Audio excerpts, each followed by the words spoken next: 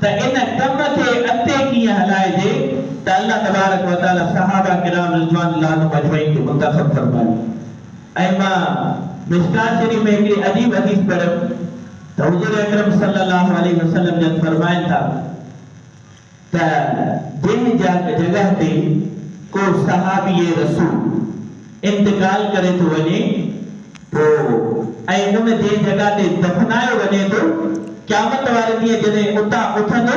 त उतां जे माण्हुनि खे बि जन्नत में वठी वेंदो। माण्हुनि जे लाइ बि नूर ऐं रहनुमा बणो। ये सदु जो अल्हम्दुलिल्लाह फज़ीलत आहे, ॿियनि काफ़ी इलाइक़ा आहिनि जिन खे अल्लाह ताला इहा फज़ीलत नवाज़ी आहे त ख़ुशनसीब आहिनि उहे क़ौमूं जिन जे वेझो सहाबा किराम रिज़वानुल्लाह अलैहिम अजमईन मज़कूर त उन्हनि मां तज़किरो कुझु जो मां कयो। हाणे जेको 5 नंबर ते जंहिं सहाबी कलमो पढ़ियो त कुझु जी राय इहा आहे त हज़रत उस्मान गनी रज़ी अल्लाह ताला अन्हु हुआ ऐं उन्हनि जे लाइ मुख़्तसर मां तव्हांखे ॿुधायो त उन्हनि जी ख़ाला हुई सौदा नाले, उहा काहिन ऐं जादूगर हुई त कहिड़े नमूने सौदा हज़रत उस्मान गनी खे अशआर पढ़ी करे ॿुधाया त तोखे ख़ुशख़बरी हुजे 3 दफ़ा 6 दफ़ा 9 दफ़ा 10 दफ़ा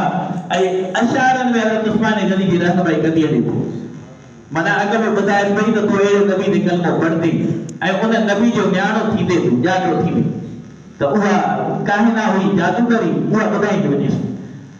ऐं काफ़ी हज़रात जी राय इहा आहे त हज़रत ज़ुबैर बिन अवाम रज़ी अल्लाह ताला अन्हु जेको आहे 5 नंबर ते मुस्लमान बणिया, हज़रत ज़ुबैर बिन अवाम। तो हाणे तव्हांखे ॿुधायां त कुझु बहितरीन साथी जेके हज़रत अबू बकर सिद्दीक़ रज़ी अल्लाह ताला अन्हु